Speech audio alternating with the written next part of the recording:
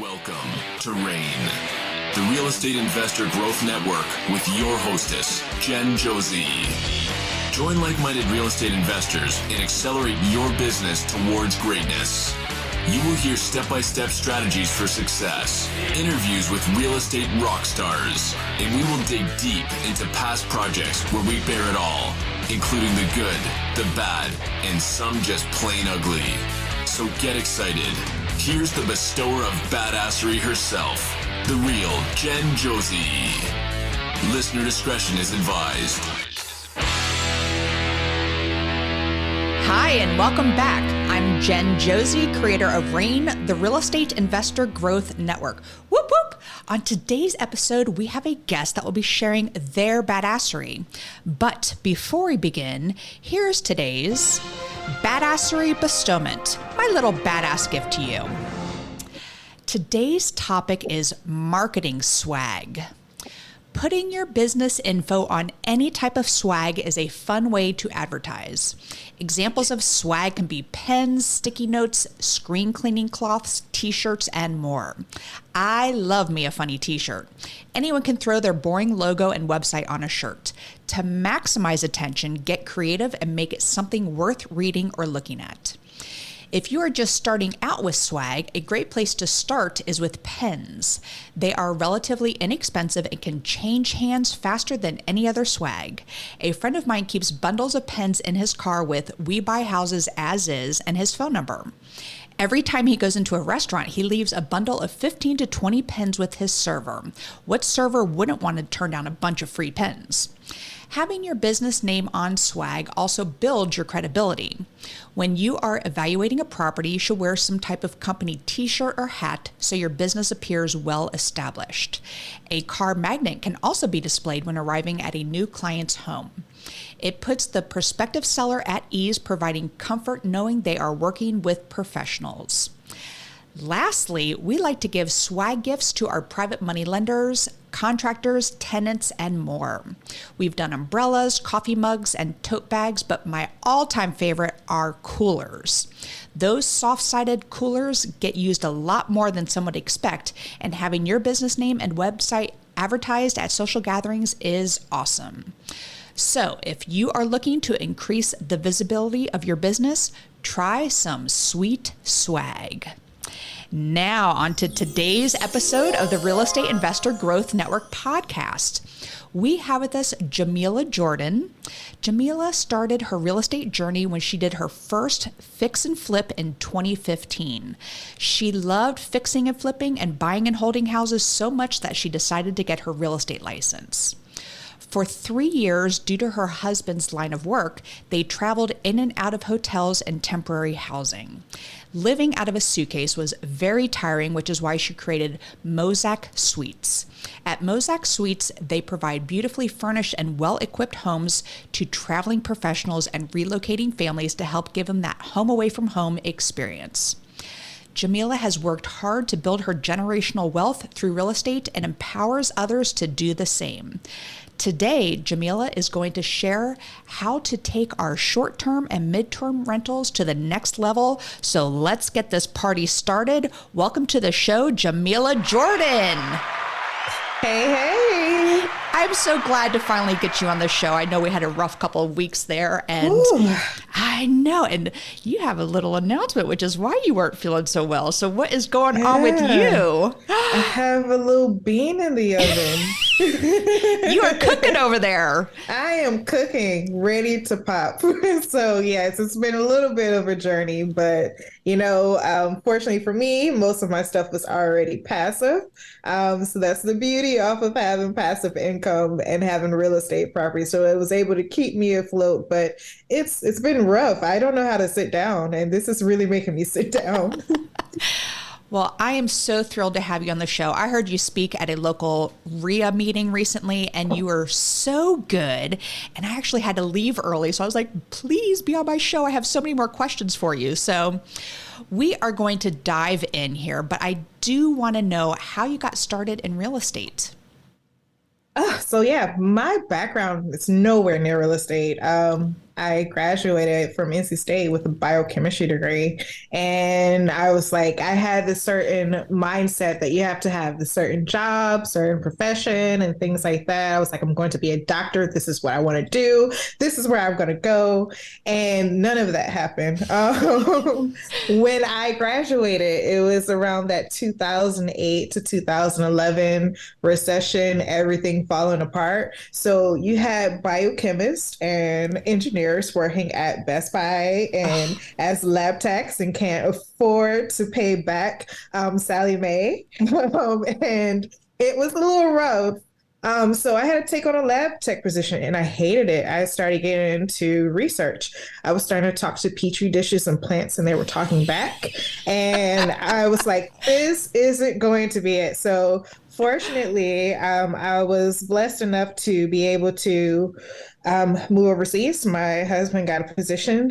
So we moved overseas to Italy for a year. So I was like, I quit. He was like, do you want to stay here or do you want to go to Italy? And I was like, is that hard? It's like, is that a question that you really want me to answer?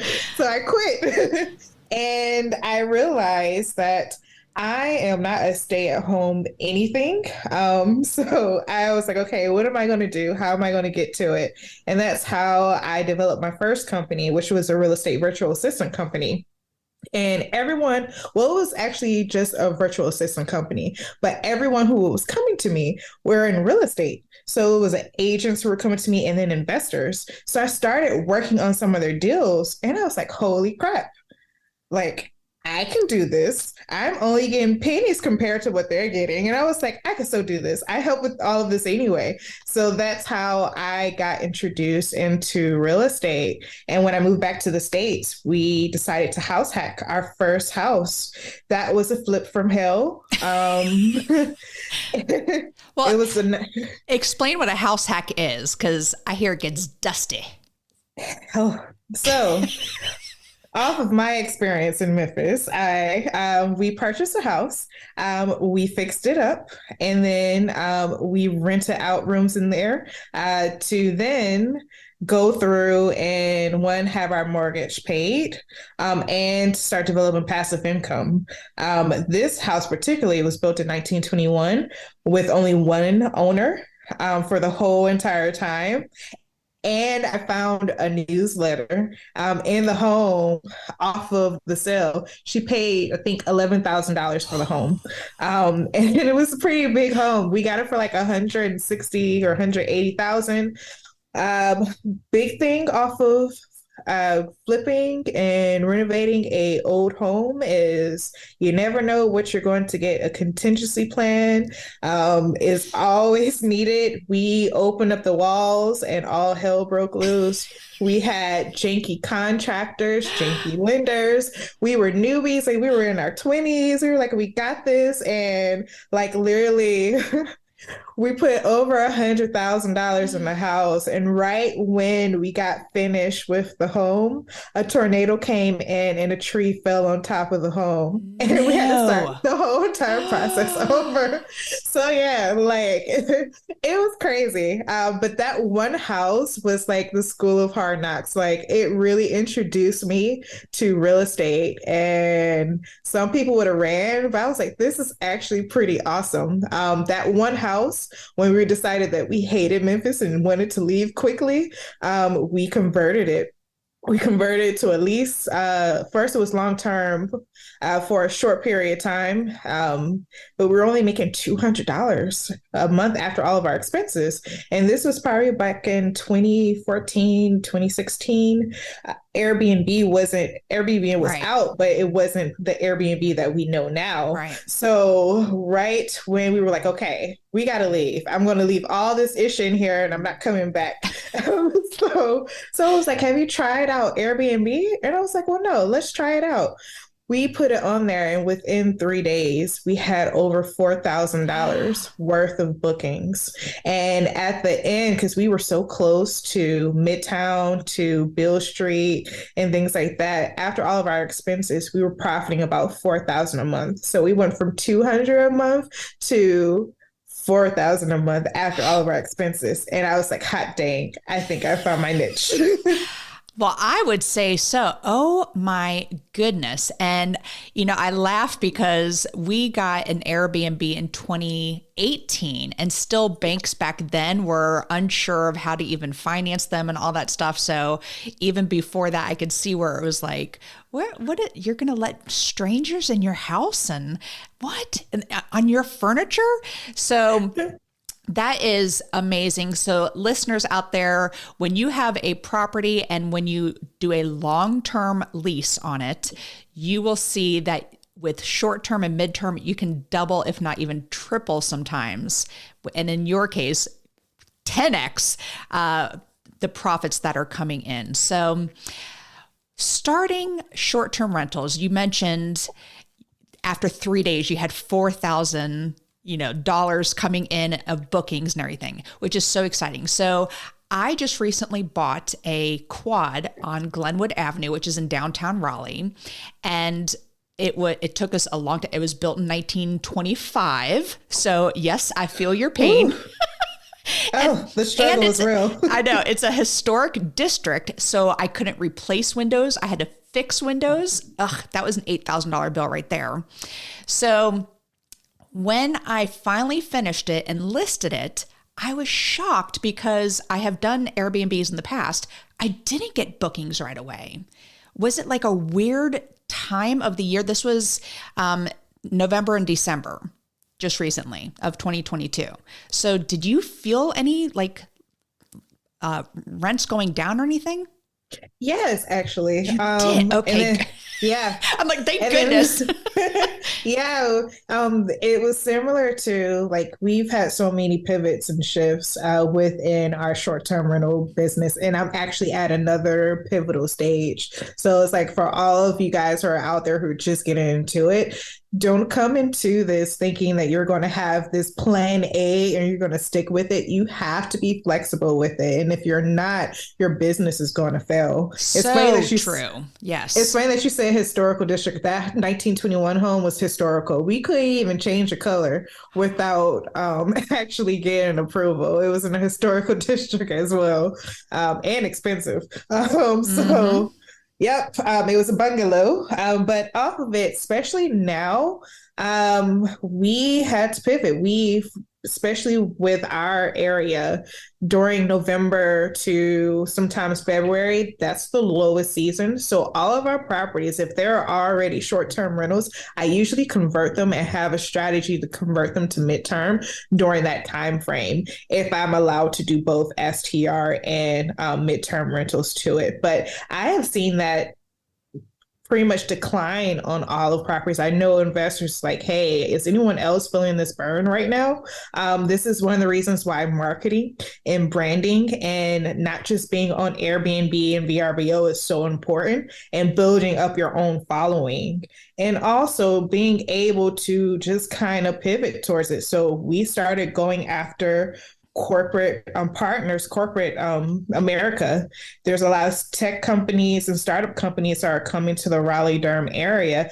We started reaching out to them, creating relationships with hospitals, having relationships with insurance adjusters, because someone's always destroying their home and need another place to live, or some type of freak accident, flooding and things like a tree going through the roof of your historic home in Memphis, something like that. Oh my gosh. I remember that me and my husband, we thought someone was breaking into the home. We pulled up and we saw it was tree, and we started laughing and crying hysterically, really, of all things. Well, I'm glad you said that. And even better that you said you have to be flexible, because I know a lot of people put all their eggs in one basket around, let's say 2019, 2020, when Airbnbs really started picking up. And by the way, I say Airbnbs, I mean short-term rentals. It's like saying Kleenex or tissues. So I mean short-term rentals. I'll try to say short-term rentals, but short-term rentals were really starting to pick up. Banks were then jumping on the bandwagon and financing them, coming up with different programs for them. And then COVID hit. So I know a lot of them, Airbnb, VRBO, some of these companies just shut down for a few months. So saying that you have to be ready to pivot is so important. How do you handle something like that? What are some options for you to pivot? And I know you just mentioned a bunch of them as far as working with insurance companies, et cetera. But what are some ideas that you can do in emergency situations like that? Yeah, during that COVID, because we had about 10 properties, going on 10 or so, we were just starting to like really take off. COVID hit, we lost, and we were most of our bookings were on Airbnb. We lost over $15,000 worth of bookings. And that was that pivotal moment for me again. It was like crap. And some of our properties we were arbitraging, some of them we owned. The ones that we owned, it wasn't as bad because whenever we purchase something, I always look at it like multiple exit strategies off of it. So this is how much is going to be for short term, but I know I can rent this out if I need to long term at this price, or this is what I could do here. So my properties that we owned, I wasn't really concerned with, but the arbitrage ones, when I have to still send in that rent payment at the first of the month, I started like panicking a little bit. But that's when I pivoted. That's when I started making those connections. And then I just told myself, never again, never have all of your eggs in one basket. Because once again, you are functioning as if you hold a table or a seat at Airbnb. If they change any regulations, you're not they don't come to you say, what do you think about this? It could put you in a negative light. They changed their algorithm. There was another company that completely shut down. I forgot the name of it. It was like Bookings something. I think it was bookings.com. Not that one. There was another one that completely shut down. Like they bankrupt and went out of business, type of thing. So it's when you're putting your eggs in one basket and you don't have no control or say over that basket, you're setting yourself up for failure. So making sure doing your own branding and marketing. That's one of the reasons why I kind of started host etiquette, where it kind of helps you really build out your own empire. And then also upsells. One of the biggest things that I do to leverage all of my properties, because you can only max out a certain amount on your nightly rate, regardless if you're using any type of pricing software like Price Labs or Wheelhouse. There's only but so much you can actually charge off of your nightly. But where you can actually get more profit is adding services that you know that your guests are going to need, and you can really go through and get profit. So for example, Valentine's Day. I am a true entrepreneur. I keep it lean and clean when it comes to my business model. And I test an idea out first before I throw money into it. So I noticed that, okay, it's Valentine's Day. There's people who are booking out my property. They're spending like $300 a night. I'm pretty sure they have a special someone that they want to bring with them to this Airbnb. So I reached out to them like, hey, are you looking to have a special occasion? And we provide a VIP Lux Valentine's package. I didn't have a package then. I'm just talking out my butt. And I was like, sure, what do you provide? I was like, well, it's all fully customizable. We have chocolates, Belgian chocolates. We have champagne, dozen of roses, rose petals. So I was like, yeah, we need all these things. How much will it be? So then right when they said that, I'm like, crap. So I go through, I start getting some numbers, seeing, okay, it's going to probably cost me about $100 and something to get all these things up and running. And then, and I even promised like swan towels. I remember this story. Swan towels and everything. And I was like, it's going to be $550. They was like, sure, how can I pay you? I was like, oh, okay. So, and this is the day of check-in. So I took payment. I created this during that time. I wasn't aware of all the different softwares that were out there that you can link that's specifically for upsells. I pretty much created it, and then I got to work. I was spreading rose petals all on the floors. The only thing was that swan towel was the death of me. It looked like the swan's neck had broken. So I was like trying to YouTube how to make a swan out of towels. And that's how I really started with upsells. was like, holy crap, like people are going to pay this amount because it's convenience. So we did Valentine's packages. We actually incorporated Toro and we rent out cars and have the cars there. We have an all electric fleet right now in which we provide a discount. If you book with us, you get a discount on your car rental and vice versa. Oh, so wow. now it is increasing our sales on both ends. We offer mid-stay cleans. We offer a fully stocked refrigerator. Pretty much anything that you need, we can actually do it because we pride ourselves off of being a concierge service that just so happens to rent out Airbnb or rent out a short-term rental or midterm. And I saw a 30% increase in profits off of it. So that has been awesome. All right. So I love this idea. This is what I was listening to, and then I had to leave, and I was like, I want to hear all these juicy nuggets. This is awesome. But I don't have the time to be ripping apart roses and throwing out petals, nor would I ever try to figure out how to make a towel swan. So how do you profit but still have other people do it? Like, I love the idea of providing a stocked refrigerator. So is that a partnership with a grocery store? Who does all that? Do they come and bring in the groceries? How does that work? Yeah, so at that time, I didn't have, of course, I had inspectors. So I think you should always have like your Fantastic Five.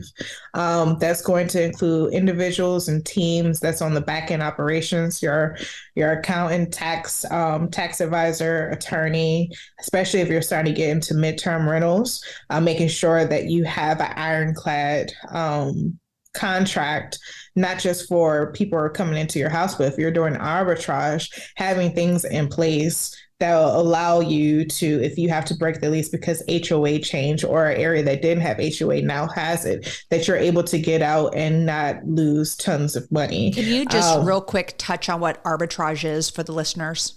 Yeah, so arbitrage is when you pretty much you rent out a space, fully transparent with the landlord. You're coming in as a business and entity, and then you stage it, get the utilities on in your company's name, and then you rent it out at a premium to either do short-term rentals or midterm rentals. So you are catching the excess amount that you're getting after you pay your rent. So, for example, we have a property that we pay $1,750 a month, and we charge off of a midterm rental $3,800, including utilities, furniture, and everything in the home. Now, you do need to have certain things in place when you're doing that to make sure that you're not going to blow the budget. Because I don't know what it is with guests. Like once they come into a house that they know they're not paying utilities, they run the water 24/7.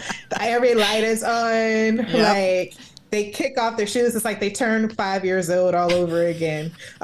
So we do have things like an amendment. Like we know on average, this home utilities should never go over $400. If it does, you're going to be paying the excess amount. That's like checks and balance for them. Okay. So things like that that we have in place. And then other things that you need to have is a solid cleaner. Now, when you're first starting off, your cleaner is always your best friend, but they're going to be really your best friend because if you get the good one, they're going to be able to stock for you. You're going to be able to send them inventory if you don't have a owner's closet in the home. They're going to be able to do all those things. But when you really start to scale, you want to make sure that you have an inspector that goes in after your cleaners to make sure there's no hairs in the bed, everything is stocked, everything is good to go for that property before your guests come in.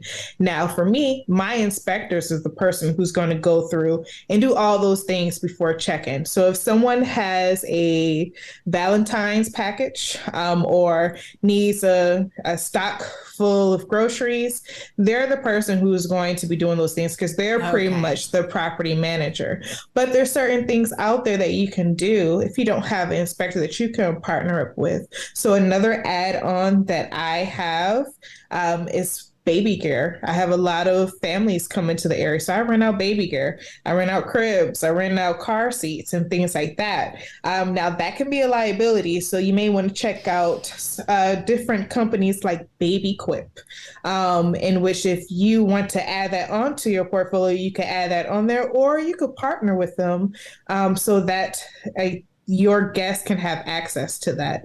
So there's different ways that you could go about doing that. You could partner with a local chef in the area. Oh, I love that. Or a masseuse if someone's doing like a special girls weekend or a romance getaway. You have to be creative and think outside of the box. And when we had this influx within Airbnb and within short-term rentals, there's so much competition in that area now than what it used to be.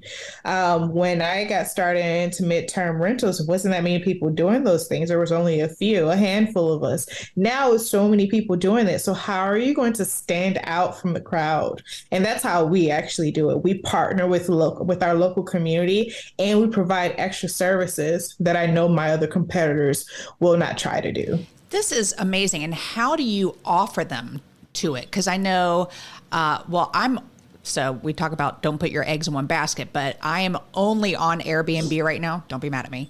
But how would and I wrote this down from your speech. You said guidebook. Is that a separate website? What is that? Yeah. Okay. Yeah. So there's different things that you can use, like TouchStay.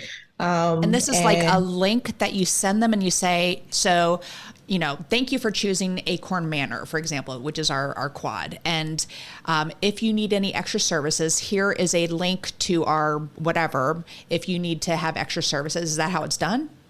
Yeah, so we use a project management software. You could pick any type of one that you want for your STR. And off of that, we can send out automated messages. Within our automated message, when someone books, we say, hey, yeah, thanks for booking our home. Please check out our guidebook. And it gives them a link to our guidebook.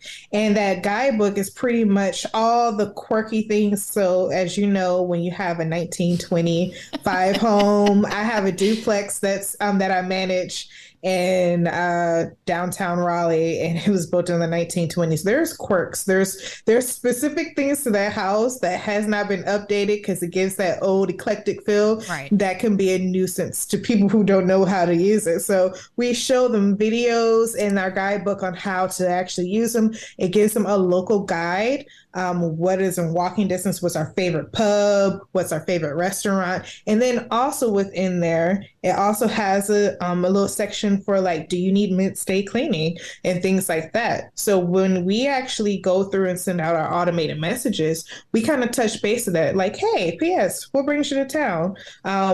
Just to let you know, we are a full concierge type of company.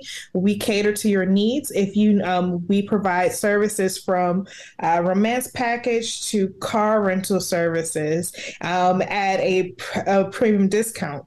If you need any assistance with this, please let us know. Here's the link. So they get all these things in an automated message. And then too, with my team, if we notice that they have 4 people and 2 kids, or just if you're using Airbnb, you can see that there's like an infant or toddler and things like that. Hey, do you need any baby equipment or at the home?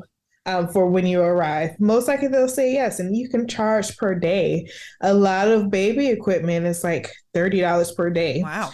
So you think about that, and they're saying for 7 days, you just added like $210 worth of extra gear and extra money to that property. So I've turned a home that only rents out for $250 to almost $800 a night with all the services that they're tackling on.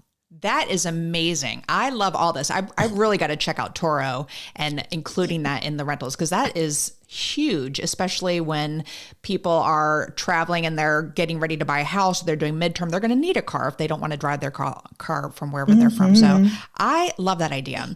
I want to touch, I could talk to you for hours. I want to touch really quick. What are some things that you provide for guests that are like, you got to have? So for example, for me, I don't like the black, washcloths that say makeup on it. I think that's kind of gross. Like, I don't know if you use those, but when you're wiping off your eye makeup and it's a black washcloth, you can't really bleach it and get it like super, super clean. So I provide disposable eye makeup remover pads. I have, and you mentioned an owner's closet, things like that. I always buy programmable locks for doors. So what are some things that are like must-haves that you have for your rentals? Yes, I do actually have both. I provide the disposable ones, but I do have the black ones. But the trick, my girl, she uses, like, she puts that in a separate wash, and she uses OxyClean and Lysol cleaner, so they get really, really clean. But because it still kind of grosses me out. I just look at it and I go, I don't want to put that on my face. It's like when I see dark sheets in a when I see dark sheets in a home, I'm like, what are you trying to hide? I know, exactly. So white sheets is one. Yeah, or light. Yeah, I started off doing white sheets for all of my properties, but then when you start having an inventory and white sheets, and you have different sizes, it gets very crazy in that dryer and wash machine trying to figure out what goes to what. So certain rooms, I actually started doing themes too, and they're all still light colored. They're not black because it just creeps me out. Yeah. But it has a theme, so I know that the cream sheets and the peach duvet for this eclectic room is going to be in the master. And I know the white sheets are going to be in the full size bed. So certain areas I started creating themes, and it doesn't have to be like a Harry Potter theme or anything like that, but a certain theme to make you distinguish each room. Another thing, of course, is the closet, locking that closet, so that your inspectors can get it. You don't want your guests to open it up and be like, ooh, free granola bars, everyone take it. So I've had guests take the weirdest things, like take a charger. We have like certain a charging dock for any type of phone that you have, and we have people take that. We've had so many different things, but having a keyless remote entry, having a personalized thank you card, because you can have a really good experience, but then they'll give you a 4-star and everything, and then they'll tell you everything was great, 4 stars. So having something in there to give them that next off of why they need to have a good review. So having a little welcome station. I'm a real estate broker. And I pride myself in helping relocation and things like that. So having a welcome table, you could have on that welcome table coupons from local restaurants or people that you're partnering with. You could have things on there that you're trying to promote or sell for your upsell. All those things could be on there. Your welcome guide, maps to different parks in the area. Whatever area that you want to designate, you should have something within that home to showcase all of those things for your guest. Another thing that I started doing during COVID, a lot of artists were having issues because they can't have the art gallery shows and things like that. So I started partnering up with local art councils, and telling artists like, hey, how about you we have tons of people coming into our home, corporate, STR, nurses, things like that. How about you showcase your art in my home, stick a little QR code, and if they want to purchase it, they can purchase it right then and there, so that your art doesn't have to be in the garage or in a storage unit. That way, if you ever start staging out a property, most of my expenses don't go in the big things. It's the decorating things that cost so much. So I was able to save thousands of dollars off of really nice art and showcase people local into my community. That's how you build relationships. And all they had to do, it was like a little art gallery in this little eclectic hallway or in the bedrooms. And I saved money by gave back to my community. So having things like that in place, I think it's so essential to make sure that your business grows and that you're automatically having that moment. Another thing is always having your swag, your marketing swag in the property, having links. If someone books you on Airbnb, the goal is for them to go through and book you on your private website.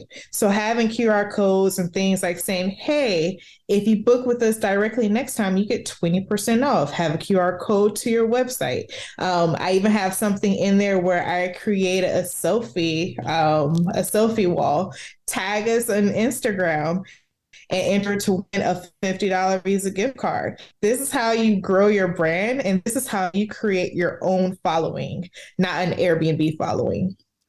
That is so worth its weight in gold. Just those few things mentioned right there. And I love the idea with the artist. I actually have a good friend of mine who's an artist, and she has work up in our quad in downtown Raleigh. So I love that you brought that up too. And it's such a great way to support your local people as well. Because if there's any type of legislation that's going on where people want to get rid of Airbnbs, you can say, well, my Airbnb promotes several different businesses. You don't want to get rid of this. I'm promoting local artists. I'm promoting the local coffee shop. I have these coupons out here. So getting rid of my Airbnb is really going to stop, hinder some of that as well. So those are such great things to include. So thank you very, very much. I have one final question for you, and this has to do with arbitrage. So have you been hearing about people who are in doing the midterm rentals, but they're squatting? Have you heard anything about this? Having squatters in there, like people who do a midterm, and anyone who stays past 30 days can then claim tenant laws, and they can stay in there, and then you have to go through an eviction process. Have you heard of this? Yes, I do. Yeah. Have you experienced it? I have not. I've heard horror stories, and to combat that, if someone I know that's going to stay in there for 6 months, I have them sign a separate lease on a 30-day increment. So, for example, I have someone in my home who just came from Finland. They're going to be in there till, they said they project till June. So I say, hey, there's always a 30-day notice. For February, they just paid me for February. I asked them, hey, are you going to be staying for March? Sweet. You are? I send them out another separate rental agreement for them to pay for that month. That helps to protect you from actually having to go through off of that eviction process, because once that 30 days is up, well, at least for where I'm at, you have to check on the laws of the land for where you're at or where your property is at.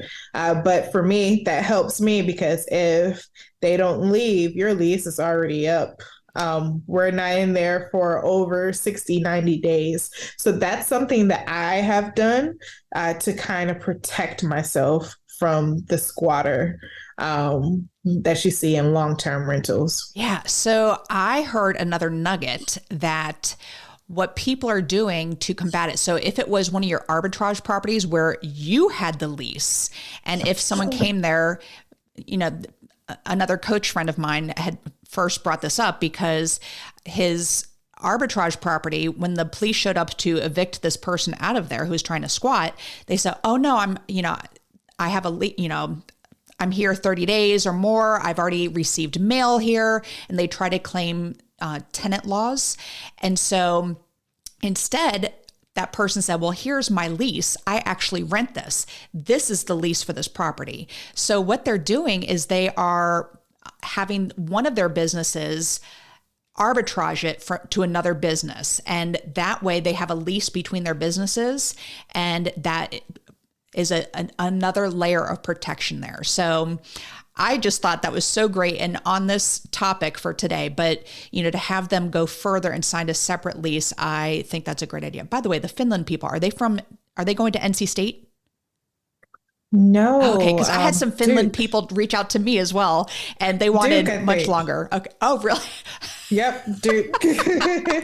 And I was like, well, so I only do 150 days. I do up to 5 months for my midterm, just because I hear after about 3 or 4 months, they start making the place their own, putting up their own artwork, moving stuff around. So I just try to avoid that. So people who want to stay a lot longer, I'm like, no, I won't do that. But go ahead. There's one way that you can combat that. So with all of my longer ones, I include a cleaning service in Mm-hmm. which, depending on, so I've had contractors in my property, and I was like, we're gonna set a bi-weekly cleaning schedule for you, because you have contractor workers in there. But all of our properties for our midterm includes a mid-stay clean, at least monthly. So I'm And able who to pays for charge that? that. Do you make them pay for that? Okay. I incorporate it into my one rental payment. Okay. So that's already included. I've already added that into it. Now, if they want anything extra, then that's when they come out of pocket, but it's already in there. So what helps me stand out from my other midterm rental group is not only will you be able to rent for 3,600 or 3,700, you will have a housekeeper, a cleaner that comes in once a month to clean the property for you. So I add on another layer, and I've already incorporated that because a lot of guests, or a lot of people who are about to purchase nightly STR midterm, when they start seeing all of these extra fees like cleaning fee, linen fee, Right. Pet all these fee. things, pet fee, things like that, then they start saying, oh, these are too many fees. But if you already include that within your price, they're going to be like, oh, this is a great deal. So we incorporate that into our costs besides pets. Pets, people are the pets are the little fur babies. They will pay thousands of dollars Yep. to make sure that their pet has a 5-star experience. So that's something that people don't mind paying. That is true. Our cabin, we allow pets, we don't allow children. But it's a great location for dogs, So this has been so fantastic. You have been worth the wait to get on here. So I appreciate it. And you heard me at the beginning of this podcast give a badassery bestowment. So do you have a little piece of advice that you can share with the audience? Yes, I do. One of the biggest things that kind of helped me was to be able to learn how to pivot and just get started. Like, this is 2023. We are already into the year.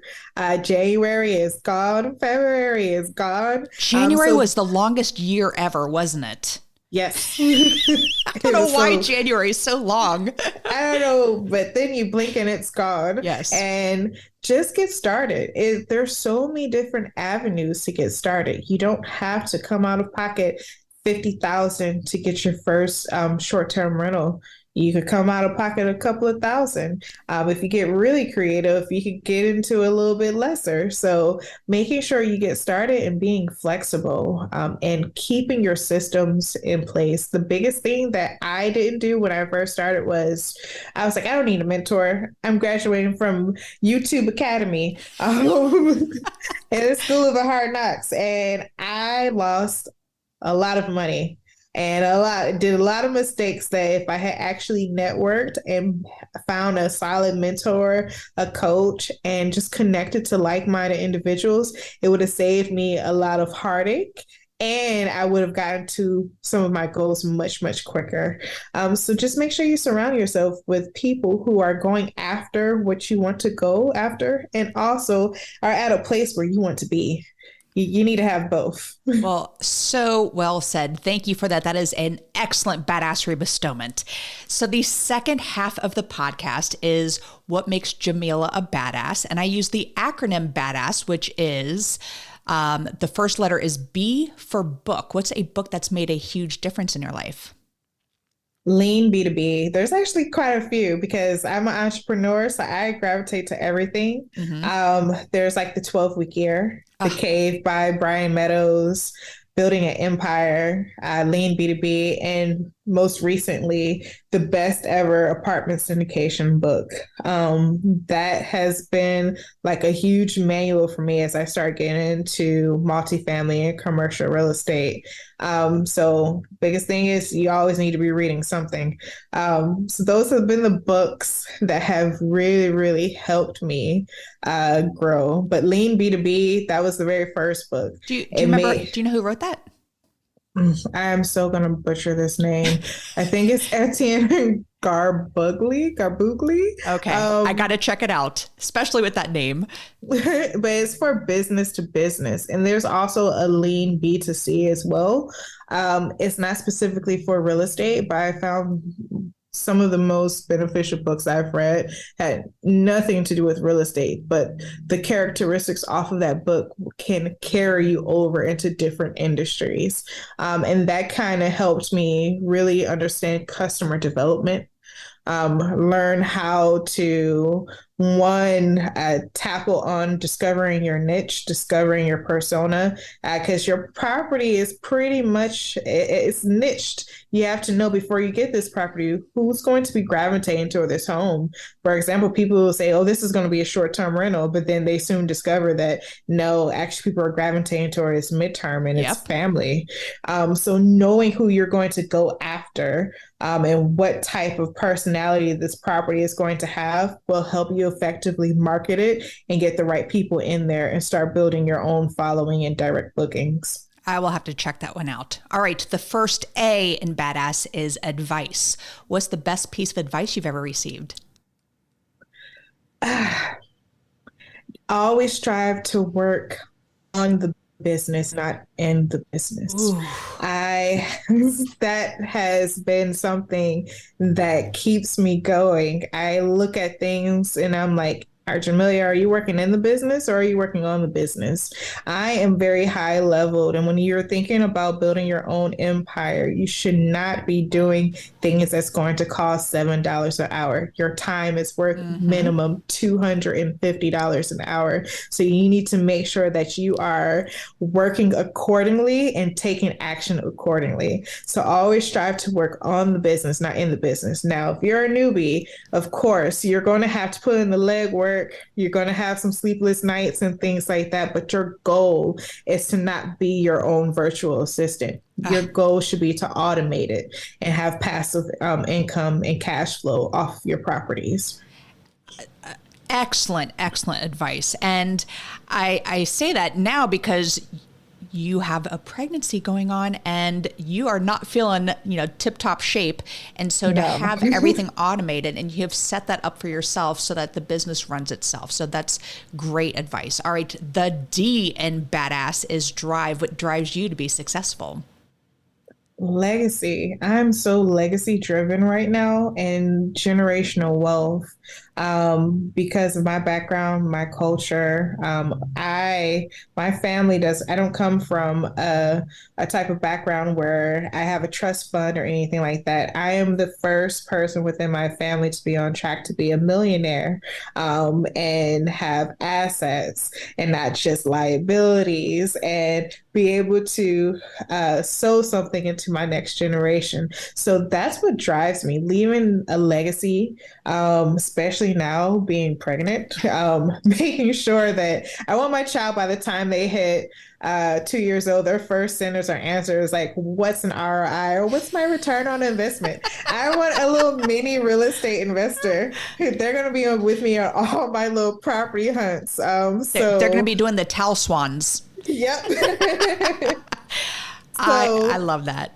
That's my thing. Not just leaving a legacy for the people before me, but leaving some type of legacy for people behind me. So, for example, my family, my parents, I've converted I've set them up on passive income. My mom is in Toro now. She has a Toro business. My dad and my mom have our old home that I grew up in. I've converted into a midterm rental. And now I just pocket all that money for them and create a nest egg for them because they're getting old. And I want to make sure that they have things in place that will help them and they can enjoy life. And not have to be worried about or being being a cashier somewhere and having to worry about they need to work in their 80s. I want them to live a comfortable life, bringing them into the mix. So that's what drives me. Well, that is lovely. And I'm sure a lot of listeners are in the same boat. I personally am never having children. I was a school teacher for 16 years, so I have an allergy. But yes, I do, for expanding families, I think that's fantastic. Thank you. All right. The second A in badass is aspiration. I'm a big goal setter. So what is a goal you are currently working on? I want to get into commercial Me real too. estate. Yeah, my goal is to have 400 doors, my first multifamily, and then accumulate 400 doors.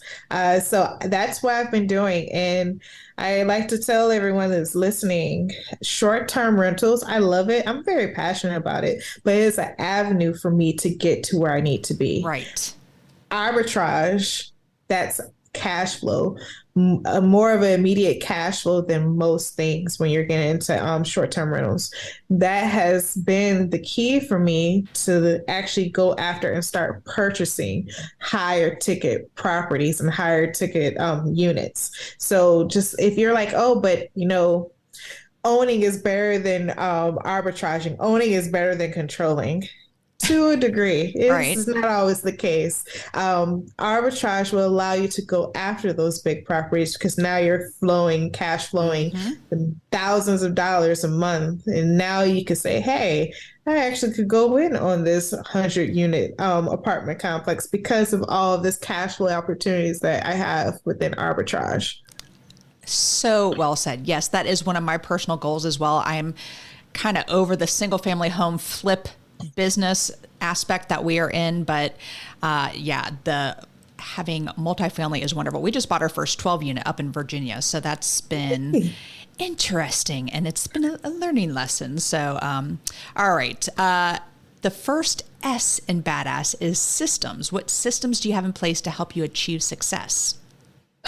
So I feel like you have to have 3 systems in place.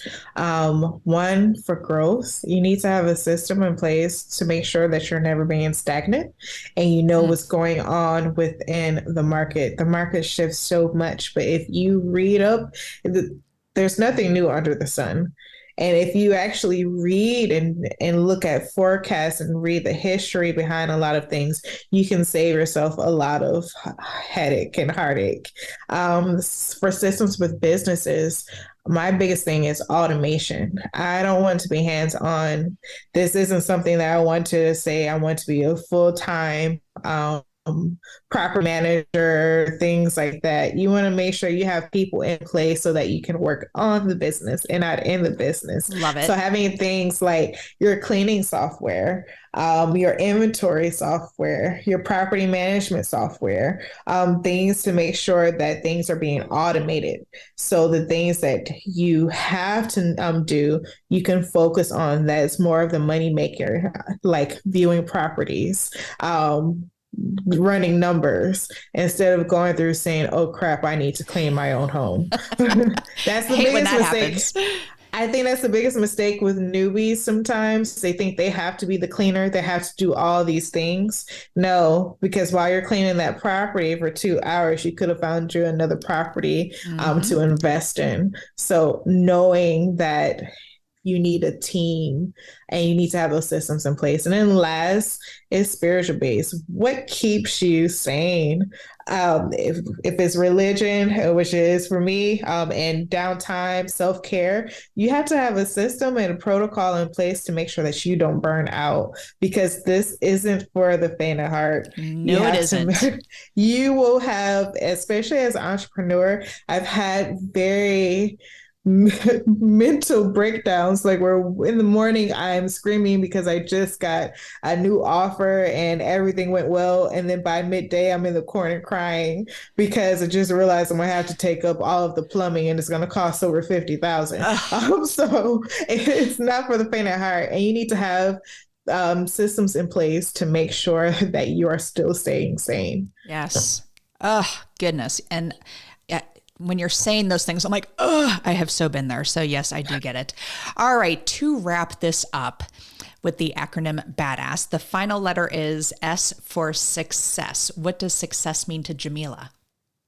So for me, I have four pillars of success. It's family, lifestyle, religion, and legacy. Family, the reason why I got into this is because I want to spend time traveling. We are nomads at heart. We've traveled a lot. When we first got married, I think we went to like over 30 countries, and Wow. that's just us. We're never in one spot. So it makes sure I have time to spend with my family. That's one of the reasons why I got into this. As a person who was working for someone else, I realized no matter how much work I do for someone else as their employee, no matter how big that paycheck is, I will never build generational wealth with them solely. I'm helping them build their table, but I'm not building my own. And I don't want to ask to have a spot at someone else's table. I want to build that table for myself. And then that lifestyle, being able to travel, being able to be blessed and give back to my community, and then leave that legacy so that I'm not benefiting from it, but generations after me will benefit. I want to leave more than just debt to people who come after me. So those are like my four. And I think everyone should have their own pillars of success. What will make you feel like you have succeeded in life? And it's not always money. And most of the time, the things that give you happiness, it isn't money. It isn't. So making sure you remember that. And when you're looking at things that you're doing, saying, hey, does this align with my pillars of success? Does this align with the goal that I have for this year? Because if it doesn't, this is just a distraction and I'm not going to be able to hit that goal. Well, Jameelah, I thank you so very much for being on the show today. And you have a coaching program, correct? Yeah, so there's a few things that I have we have a coaching mastermind program that we go through and assist people on how to build wealth, generational wealth through short-term and mid-term rentals. And then I recently actually just started something that's for people who are already STR mid-term rental investors.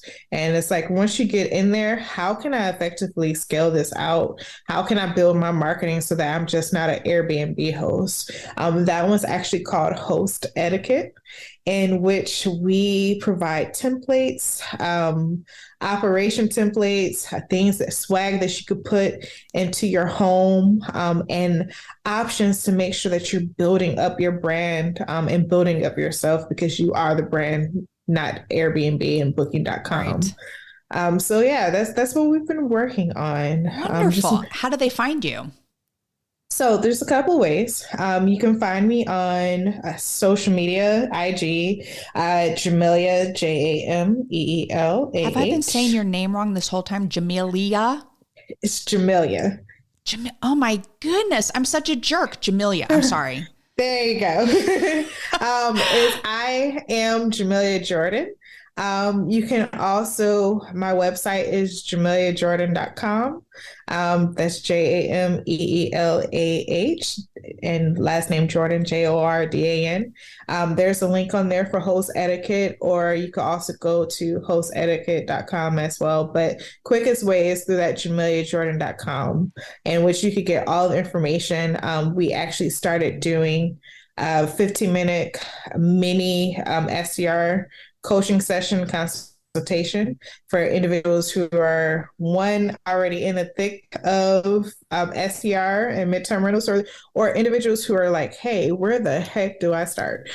So we can assist with all of that. That's been something that has been my passion, to help others build that generational wealth for their own family as well. Well, I am so impressed with you, and podcasting 101, I need to know the guest's name properly. So my sincerest apologies for that. But I always learned something from you. Today was Toro, to start adding in those type of things. And I just can't wait to start growing my own Airbnb business and doing some more upsells and taking a rental that is making $200 a night to go over to $800 a night. So I appreciate you, Jameelah. Thank you so much for being on the show today.